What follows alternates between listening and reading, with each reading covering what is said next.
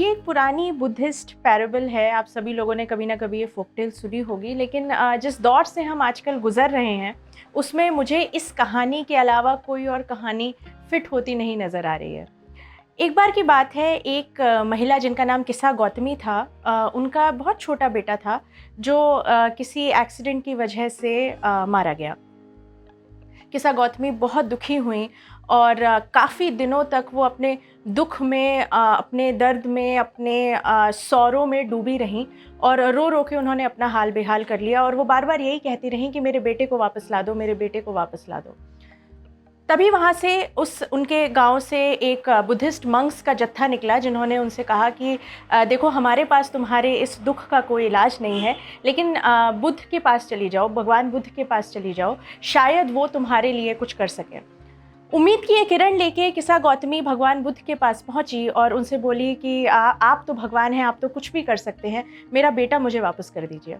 तो भगवान बुद्ध बोले कि अगर तुम्हारी यही इच्छा है, अगर तुम्हारा इतना गहरा दुख है तो मैं इसका निवारण ज़रूर करूँगा, बस मुझे एक चीज़ ढूंढ के ला दो। एक ऐसे घर से सरसों के दाने ला के दे दो जिस घर में आज तक कोई मौत ना हुई हो, ऐसा घर जहाँ पे किसी को कोई दुख ना हो, कोई तकलीफ़ ना हो, कोई दर्द ना हो।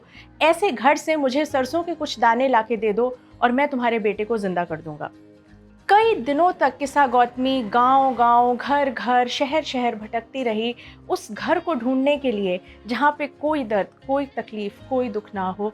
मगर जैसा कि आप इमेजिन कर सकते हैं, वो नाकाम रही। जिस भी घर में वो सरसों के दाने मांगने जाती थी, उस घर में उससे सुनने मिलता था, 3 महीने पहले मेरी दादी ख़त्म हो गई हैं, साल भर पहले मेरे पिताजी का देहांत हो गया है, 2 साल से मैं अपनी बीवी के दुख में जी रहा हूँ। और ऐसी कहानियाँ बस वो सुनती रहती।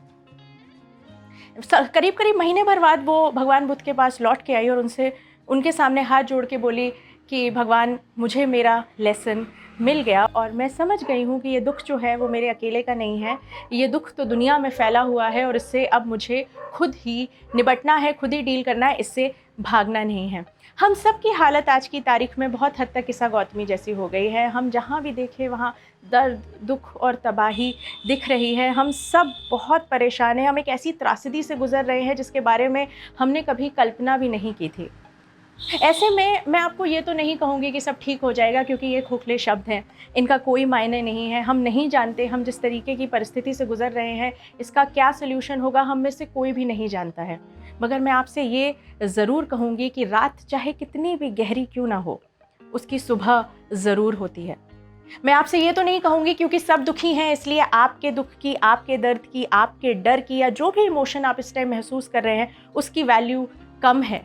हम में से हर कोई परिस्थितियों को अपने तरीके से प्रोसेस करता है। हम सबके अपने दर्द हैं, हम सबकी अपनी तकलीफ़ें हैं, अपनी इंडिविजुअल प्रॉब्लम्स हैं, अपने इंडिविजुअल इश्यूज़ हैं जो हम इस त्रासदी के बीच में जिनसे हम डील करने की कोशिश कर रहे हैं। पर मैं आपसे ये ज़रूर कहूँगी कि आज की तारीख में इस वक्त आपका सर्वाइवल बहुत ज़रूरी है। तो जो भी आपके बस में हो, अपने सर्वाइवल के लिए, अपने परिवारजनों के, अपने लव्ड वंस के सर्वाइवल के लिए वो करिए। अपनी इमोशनल, अपनी मेंटल हेल्थ को ठीक रखने की कोशिश करिए।